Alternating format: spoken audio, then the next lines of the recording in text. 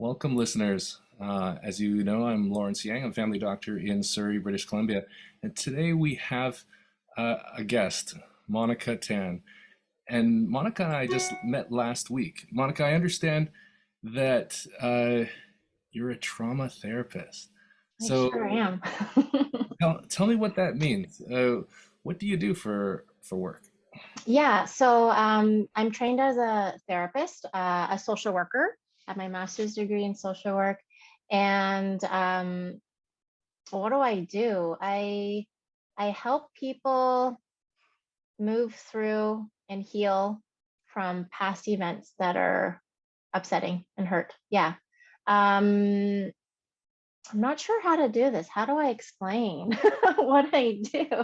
I mean, I can start with why I got into this work. Um, to be truthful, I think lots of people get into therapy because they want to fix themselves. And that's what I wanted to do. I grew up in, a household that, had some, high conflict. My parents got divorced, that sort of thing. And I wanted to help my family and help myself at the same time. And I really loved people's stories. I always wanted to, be a helper in some way. Like if it was, at first I thought I wanted to be a nurse and then a doctor, and then I failed out of organic chemistry, and I was like, okay, well, not doctor then. And then I ended up really just loving my psychology courses in undergrad, and that's what I ended up following, and just follow your heart. So that's what I ended up doing. Yeah, and I Wow. also didn't want to do, I wanted to do the least amount of school as possible. So then the Masters of Social Work was it, to be honest. I just wanted to get to counseling and doing the application. Yeah. That's genius. Shortest amount of school as possible. Yeah. Yeah. I want to let you know that on my journey to become a physician, I Mhm. also failed organic chemistry. You did. Oh, and you persisted. You kept going. Yes. I had some traits of toxic resilience, and I just tried to actually got I got a tutor, and then Nice. actually took an extra took it at one class Again. one class Again. and then did it Yeah. again, and I think anyways I never heard the term toxic resilience. yeah, it's weird. It's kind of an oxymoron. I just call it like that belief that I have to push on no matter what. That even though there's a wall in front of me that might not be healthy for me, I'm gonna keep pushing myself over it. I think there's some linkages to martyrdom, like Mm. the martyr Mm. identity. Okay. So it's like this is what I'm supposed to do. I'm supposed to suffer, even if it's not working. I'm gonna keep pushing. Hmm. And I Hmm. call it toxic because I think that each of us has a calling. And before we start this recording, you had mentioned you think that kind of doing this healing work is part of your Hmm. calling. Tell me about Hmm. that. Tell me about that. How did you come to that realization? Yeah, I used to have a bit of a distortion about my, profession as a social worker. I came from a very, I guess, typical Asian, Hong Kong, Cantonese, Chinese background.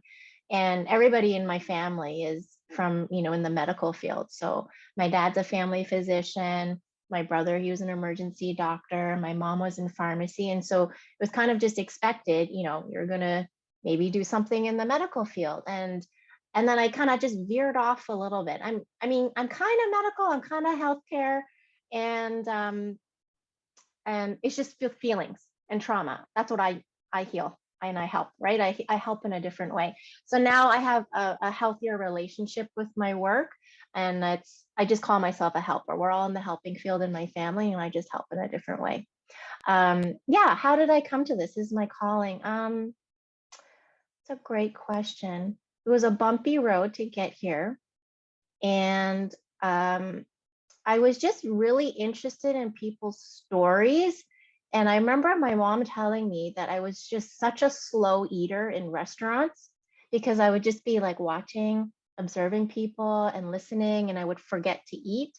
And that story just kind of resonates with me because, yeah, I was just interested in people and just hearing about their stories. And this is, one way I get to just hear about people's stories and who they are, and get paid to do it as well. You Yeah. know, I grew up, and my father was also a family physician, and I Mhm. grew up like when I was 12, I knew I was going to be a family doctor because that's what dad said I should be. And then Yeah. I actually went on and continued and then took over his practice and then he let him retire. Like Mhm. so prototypical, so not creative. Mm. But what I realized with the skill set that I got, aside from really helpful things like motivational interviewing techniques, brief action planning techniques that did learn in training, a lot of the treatments, like the pharmacotherapy stuff, and that does have value in certain cases. But the Mhm. vast majority of my patients who are dealing with chronic dis-ease, um, it really is in that listening, in that creating safe space that I find to be one of the most helpful healing tools that I have at my disposal. So it's Mhm. so cool that you've kind of focused in and honed in on your presence and your listening, you're holding safe Mhm. space. Is that Are those some of the words that you use to describe what you do? Oh, absolutely. And it's so great to hear, family physicians who are attuned to that, right? That presencing, that therapeutic alliance, those kind of nonverbal skills that are absolutely important in creating that relationship with your client. Yeah, definitely. I use all of those things. And it's a really good, I think, reminder for me, like when I'm with a client, as they're bringing things up, if they're touching me in a certain way as well, and I'm like, oh, that's interesting, right? That's resonating in a positive or even in a negative way as well. That's a really great check for me to go take that away and work on that on myself, right? With either my supervisor, right? I have 3 supervisors for different reasons. Um, and then, my own personal therapy as well. I think, it's really important as a therapist to work through your own stuff, right?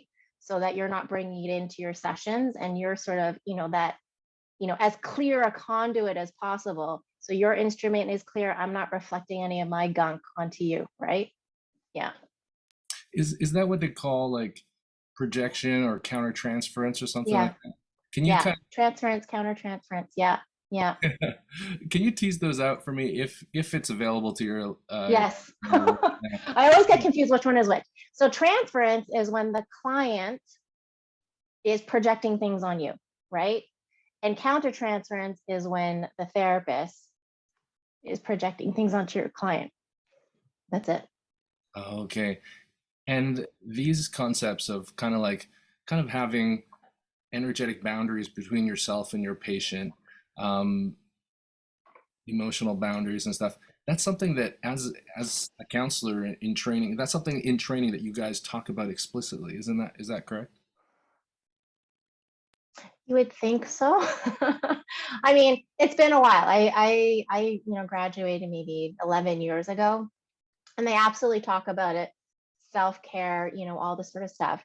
I don't know if I really paid attention to it as much as I wanted to or could have. Um, I think they make maybe more of a focus on it right now, programs, curriculum changes. Um, I didn't, I don't know if I mean, do you believe it's inevitable that at some point in your career you burn out? I've already burnt out, I feel like Yeah. Yeah. twice.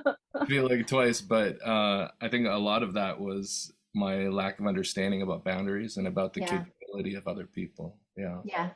I've definitely had a period of burning out as well. So it's one of those things that unfortunately for me at least, I had to learn the hard way, right?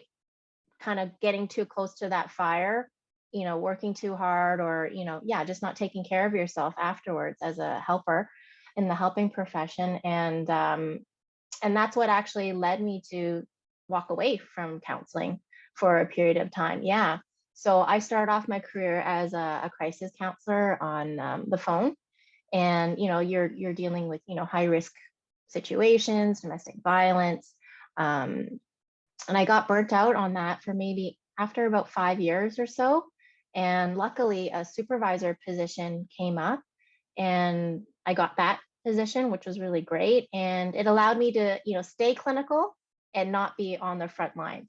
And that was, really helpful for me in terms of just growing leadership, developing teams, all that sort of stuff. And then I did that for 5 years, and then you get that itch. You're like, oh wait, I remembered my calling. I'm supposed to be working with people directly. And then during the pandemic, that itch came back, and I was like, oh, I really do miss working with clients one-on-one, and that direct line to folks. And so I started my private practice. I got trained in EMDR as well. And that's what I've been focusing on since the pandemic, just EMDR counseling. Yeah, because it's effective and it's permanent. I feel like it's more permanent than other modalities that I've used in the past. Yeah. Wow. As a family doc, I only heard about EMDR maybe like 2013 or so. Like, so 9 years ago, that's the first time I've heard of it. And Yeah. I've probably had about 6 or 7 patients who have gone through it. Hmm. What I understand from it is that there's something around the eyes moving, and somehow that's kind of distracting the brain from blocking the release of some type of uh, traumatic negative narratives that are happening in the brain. Hmm. How would you explain what EMDR does, if possible? Yeah. So essentially, your brain is naturally going to be able to process a lot of stressful and upsetting material, right? Your brain is actually formed to do that well. However, when there are specific situations that are, overloading your brain and your systems and your body, it gets stored in the memory in sort of a undigested, in an unhelpful kind of raw way. And that's what happens when people get triggered, right? They remember a certain scent, maybe a certain visual, something reminds them of that situation, and they get retriggered, right? So there's an emotional charge associated with any sort of situations, triggers that remind them of that situation. So essentially what's happening is it's stored in your memory in an improper way, or a maladaptive way. So what EMDR allows us to do, well, there's a bit of a change in, the mechanism and how it works. They used to think it was eye movement, right? Specifically, and then they realized, oh no, it's all different types. You can do audio bilateral stimulation. So bilateral just means left and right, right? So eye movement following left and right. They can do audio. So, a tone, a beep, boop on your ears. You can also do tapping. So kinesthetic bilateral stimulation as well. And then I don't know when they started to shift the paradigm a little bit. They realized it's not the bilaterality of those movements that are causing, the processing to happen, because, there's vertical eye movement. They did studies on that, and well, vertical works too. It's not bilateral, so it's not that. And they realized what was happening is these tasks that people were doing, the eye movement, the tapping, or the audio, it was basically competing with the attention of the memory. So you're bringing up that memory, you're recalling it, and then you're also asked to do these tasks. And the competition between the attention and that memory being, brought to the working memory forefront, basically, it just basically degrades the emotional charge that is associated with that memory. It desensitizes the emotional charge, and then the client then puts it back into long-term memory, and it's basically neutralized. Yeah, and stored in a more adaptive way. Wow, that is so cool. Um, Mhm. Now, EMDR stands for Eye movement, movement desensitization, and reprocessing therapy. and reprocessing therapy. And Mhm. like you said, it doesn't have to be eye movement. It could be tapping.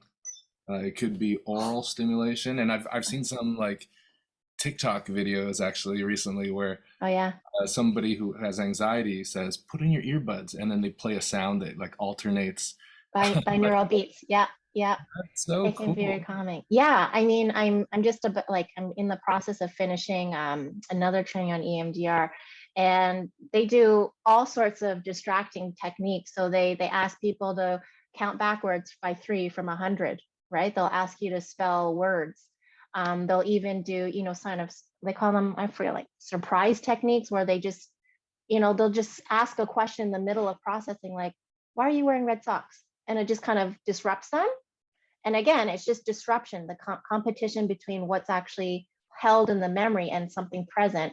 And it really just kind of dismantles that emotional charge from the memory. So they're getting really, really creative with the different ways to use the dual attention sort of tasks. Yeah, it's really cool.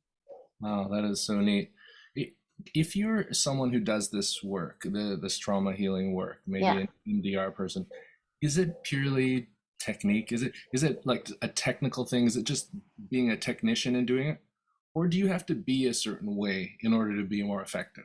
Can you be a Mhm. dick? Can you be a dick and do like buy whatever those things and like it'll just work? Or like Yeah. I mean, I would ask that of you, of a physician. Is it all technique, or are you bringing parts of yourself as a person, right, to your work as well? What would yeah. you say to that? Yeah, I think it really is about our being. I think Yeah, it is how we hold space and it's how yeah, we build trust, build relationships, and I think the trusting environment is really key for engagement. Uh, primo. Yeah. Hmm. Yeah, in therapy we call it use of self. Maybe do you have use of self in as a no, doctor? No. I've heard of the term therapeutic self, but not in that I studied it. I just heard a colleague say the therapeutic self, but I'd Yeah. never. Yeah. Yeah, so in counseling, we have a term called use of self. I mean, I'm not an expert in it. I just know that it's your personal parts of yourself that you bring into the therapeutic relationship, and you use it judiciously, right? Your sense of humor, you might choose to disclose something personal that might be helpful to a client, right? And you also have to be careful not to over disclose, right? Things that are just for your benefit versus the client's benefit. So definitely, I think it's an art.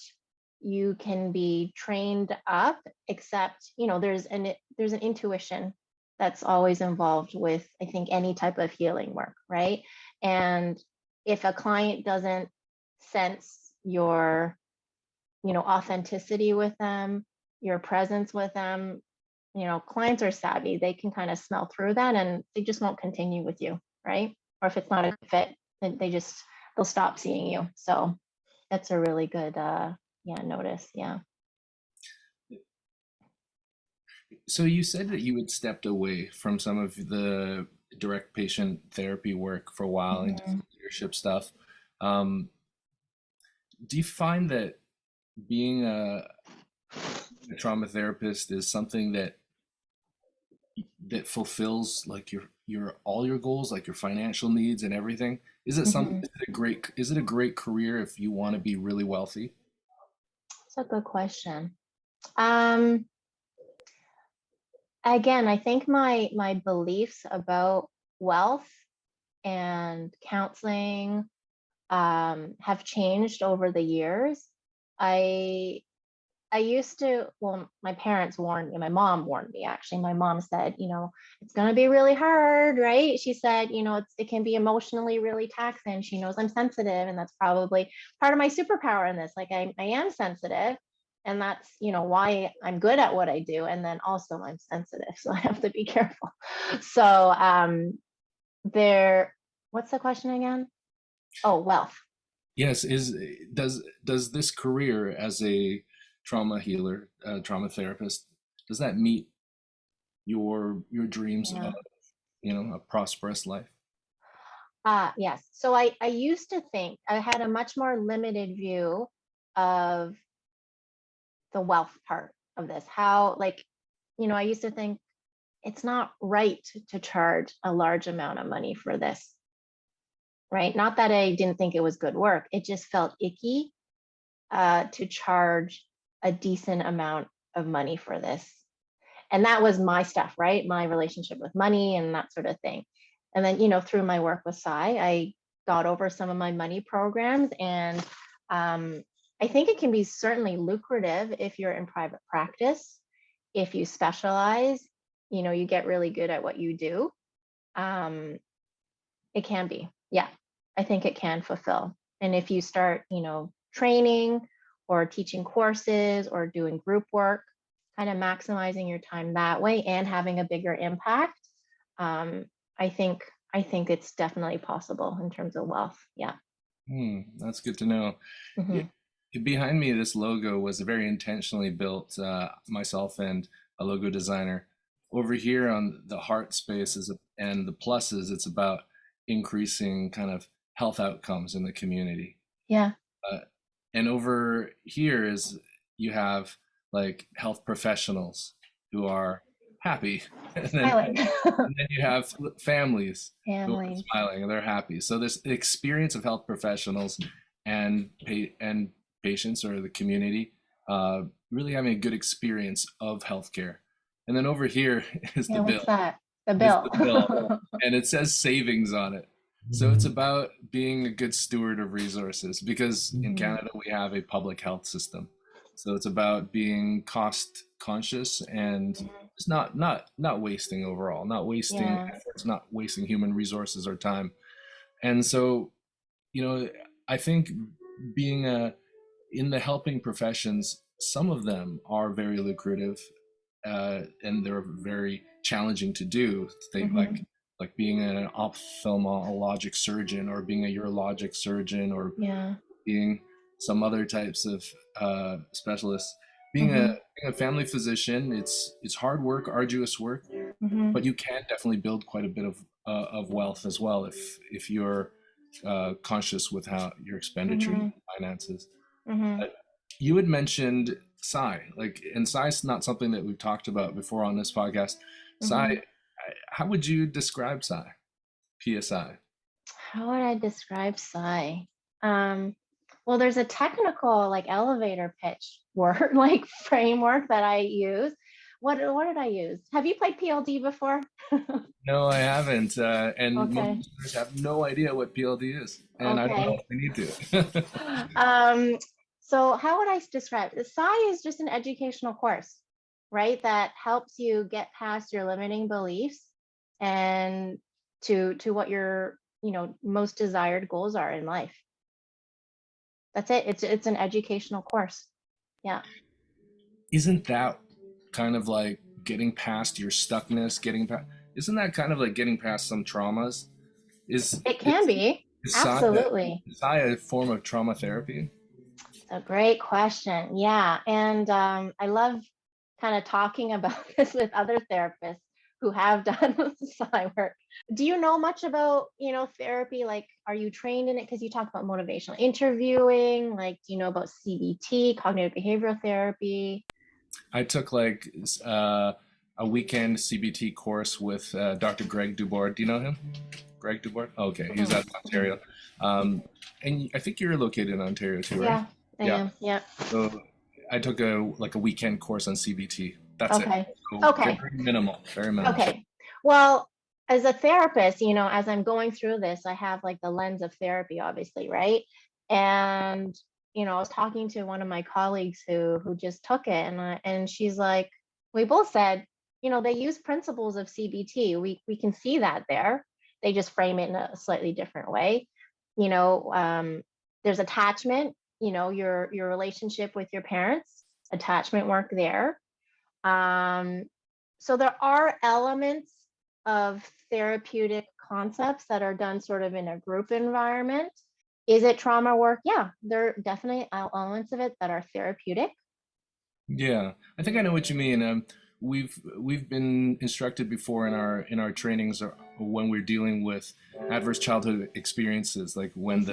the Hmm. Felitti Hmm. study came out, that if we are to try to screen for the ACEs, that really really be careful about when we try to screen for trauma and try Hmm. not to uh, open up Too boxes much. really that Yeah. we don't know how to close, and Hmm. to open them without a purpose, without Hmm. a logical consequence of follow through. So I resonate with what you said there. Um, I think maybe Sai believes in Sai has a very strong focus in its culture on capability. on people being Hmm. capable of handling whatever. So there's a little bit of Hmm. that. You're going to be resilient. You're going to be resilient, maybe to the point of toxically resilient. Uh, you're going to open yourself up. You're going to feel a lot of stuff, and you can handle it. Yes. I Yeah. get that sense sometimes, and that's a lot of trust to put into people. But it's also a lot of trust to do a lot of the challenging activities. Yeah. Holding people capable. Yeah. Yeah, holding people capable, and uh, Hmm. I feel that in those moments where inside where people are challenging themselves with physical challenges, and then they're linking them in with psychological fear barriers, and then Hmm. having a physical experience of overcoming a particular fear, Hmm. and linking it to their goals. I find that to be a very interesting way It's to very unique.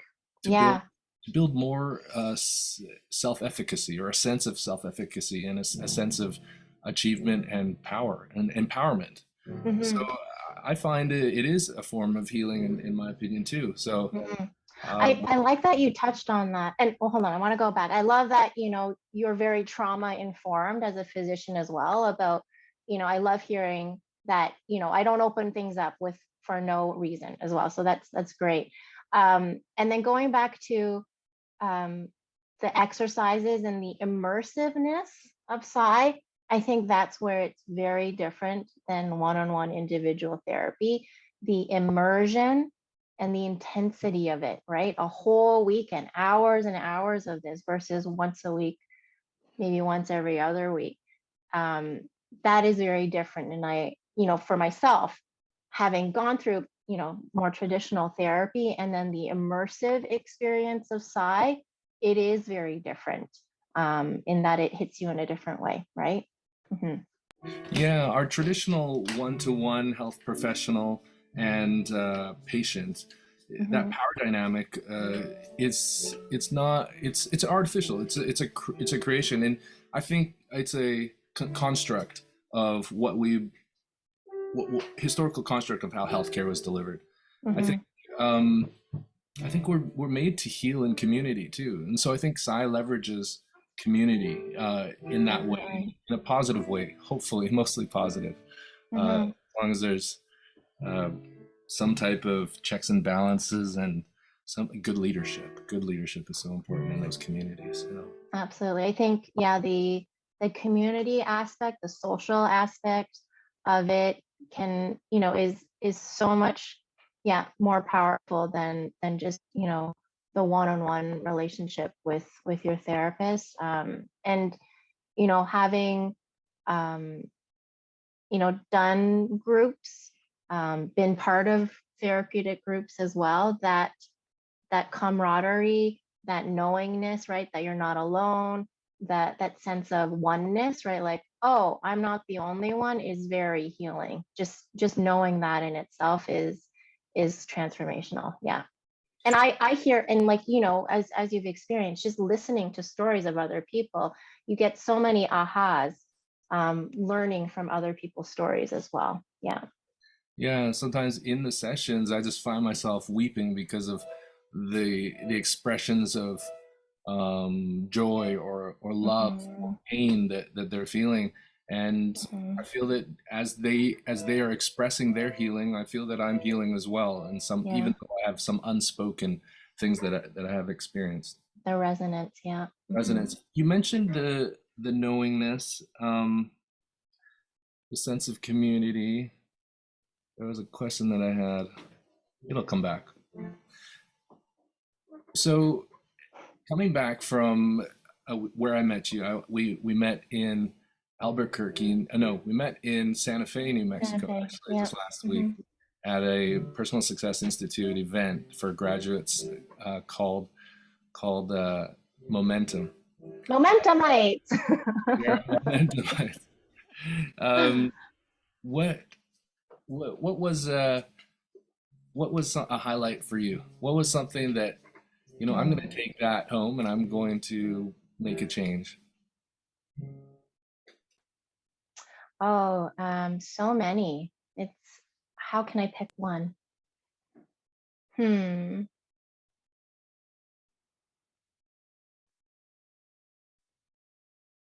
I'll go with the physical touch one. Um, do you remember the persistence buddy, that exercise? It was powerful. It was one of the most memorable parts for me as Yeah. well. And so there was somebody who shared it was really difficult for them to touch other people. I guess for context, am I allowed to say the exercise? I don't Explain know. it. I I don't know. Maybe are we? Maybe let's not. Let's Let's not. let's Yeah. just yeah, just share what you were going to share Yeah, without. I realized so this exercise involves touching people, right? You're touching your partner. And I'm not a touchy-feely person. It's probably my least preferred love language. I didn't grow up with hugs, kisses, things like that. That's not my household, right? And so I was very surprised that as soon as it was a game, and I didn't want to be the last one to finish, I was just all over everybody. No fear, no shame about touching on everybody. And I reflected on that. I was like, that's weird. Why, like, what was that shift? And it was competition, game. It was a game to me. It was a task. If I can put it to a task, I'm very, task oriented, which is a little bit strange because given I'm a therapist, you'd think I'm more relationship oriented. I'm very task focused as well. Um, as soon as it became a task or a game, all of that, fear or resistance to touch, went out the door. And I apply that to my own personal relationships. And when I notice that and I can, make it a game, make it more playful, and sometimes even make it a task like, oh, I should touch somebody 3 times a day or something, right? If I make it a task for myself, I'm like, oh, it's actually more fun. So it was just kind of reframing that for myself and realizing, I'm not afraid of touch. I actually enjoy touch. In our, during that week, I probably got hugged and touched more than I have, gotten in the whole year. Honestly, that was more than I probably got in the whole year. So it kind of got me through my kind of touch resistance um, in that one week. And I'm actually more touchy feely now, even, it's only been a week after coming back. It stayed with me. So that was very powerful. Yeah. I was reflecting on that as well, how I had gotten more hugs then than probably in the past 5 years. Yeah. That's really what it Yeah. was like. Yeah. It was a beautiful week. I wish that everybody could experience that type of Hmm. energy, that Yeah. vibration, that It's vibration. love. It's just such like a nurturing, supportive environment. And yeah, it just feels so safe and comforting. Like it's really unique. Yeah. Yeah. Yeah, What did you get out of momentum or a takeaway? yeah. Number one is that there are so many good people that I think it's so easy in life to go about your daily business and kind of stay closed off, maybe interact on social media a little bit, and then just meet a couple people who are really having a hard time. In the Mhm. helping professions, we select for people having a hard time, Yeah. and you can get a really skewed sense of life. You, Society. you vicariously Yeah. vicariously we take on the mindsets and the frameworks. Again, this Mhm. might be the counter transference thing of the world from people who are really struggling, and Mhm. it's so nice to have a week of people who are optimistic, really trying to break through their own self-limiting Mhm. barriers and just trying to Mhm. see possibility. And like you said, they're trying to intentionally cultivate love and compassion, and trying to bring about world peace one mind at a time. It's such Mhm. a cool, idealistic group, and yeah, I'm so glad that I started going to it. Mhm. One of my big takeaways was that relationship with finances. Uh, Mhm. Also, I have scarce. I grew up with a scarcity mindset that we have to pinch every penny. We got to clip all the coupons. Mhm. We got to buy the week old bread because why would you spend any more than you had to? So Mhm. growing up with that, I think that's limited me financially, Mhm. and I've set financial goals for this year that are significant, and again, I'm linking it with purpose, and my purpose again is to try to use whatever wealth I generate to bless whoever I can and to raise up the next generation of leaders. Mm-hmm. It's Yeah, so awesome. that's a big part of my take homes. What I was going to ask before, it's come back. And Yeah. you had mentioned how you've done some group therapy, and just that knowing that I'm not alone in suffering some of the blocks of trauma is really healing. Knowing that we're not Mm-hmm. alone, being in community. What do you think might be, or from your sense of it, might be the prevalence of trauma in humanity? Mm. Like, yeah, you don't have to give me like a specific number, but like, is it a lot? Is it, or is it just a few? Is it like 3%? What do you think? I don't know. I don't know if I can put a percentage on it, right? Maybe I'll put it this way. Are there humans who have gone through life up to this point who are maybe 30 years old who have zero trauma? Is it even possible? No. No. Well, I think people have experienced traumatic experiences. However, they don't express it as a condition because they've had whatever it is, the resiliency, a nurturing presence in their life, good luck in terms of resources that they had access to. So it doesn't manifest into something like depression, anxiety, PTSD. So I think people can experience trauma and come out okay. Actually, the majority of people experience trauma and come out okay. I think it's just, like you said, we get a thin slice of society who come to us or come to me, right, who are having struggles with their traumatic experience, although the vast majority of people do not struggle with their traumatic experiences. Yeah. Thank you. And some of those protective elements are um, resources, like you said. So it could be human. It could be like a comforting uh, parental figure who kind of reduces or One nurturing adult, one secure attachment to anybody, a teacher, a pastor, an uncle, a bigger sister, older, whoever. It doesn't even have to be your parent. It can just be one nurturing adult figure. That's it. it's amazing. It's amazing how much love and kindness can do for a human being, Mm-hmm. to allow them to continue to prosper and Mm-hmm. to function with all of their faculties. Yeah. Sometimes when I see when I think about what trauma does to a person, or what that it kind of changes the narrative of one's identity when if Mm-hmm. I take on that identity of someone who is traumatized, and it Mm-hmm. limits my possibilities for the future, right? Yeah. It limits trust, right? Like the world's not safe. That becomes your idea of the world's not safe. People aren't safe. I'm not safe. That's what trauma does. And it fundamentally, it's a disconnection from people and yourself. You get disconnected from yourself and people. That's what trauma is. Wow, wow. It sounds super lonely. And then Mm-hmm. when you're just by yourself with drama, gosh, it's really hard to see ways to make more Mm-hmm. wealth for yourself, or Creativity, right? It cuts off creativity too. Yeah, or to pursue new relationships because you can't trust anybody, exactly. or Yeah. to start a new business because you can't trust anybody. Yep. Yep. Mm-hmm. There's this entity that more and more people are talking about now in healthcare. I think they call it CPTSD. Is that Complex. complex? Yeah. And it's kind of like it's not defined by a singular event, like there was a horrendous accident at this time, or it was a sexual assault at this time or something. It's more like Mm-hmm. kind of almost like repetitive, prolonged, Chronic. and Chronic. multiple different traumas. Yeah. Often, yeah, chronic, I would say chronic incidents of trauma. Yeah.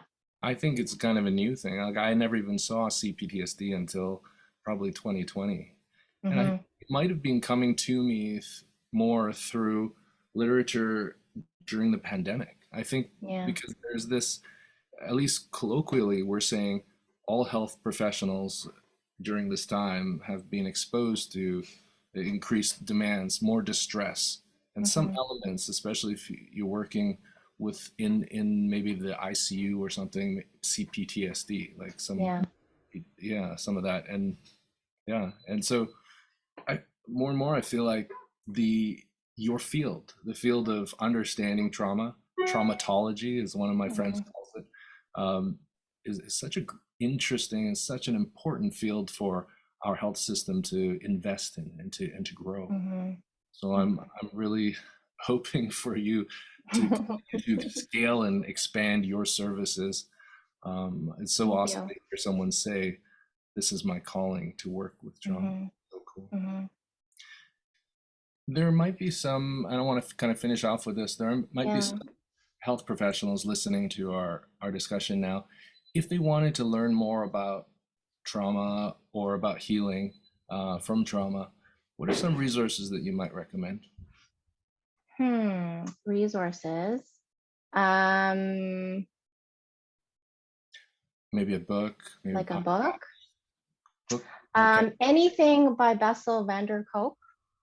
Ves- Bessel van der Kolk. Was he the Bessel guy? van der Kolk. Was about something about the Body keeps the score. body keeps the score. Okay. Yeah, that's a really great one.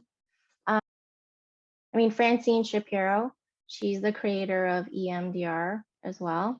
Okay.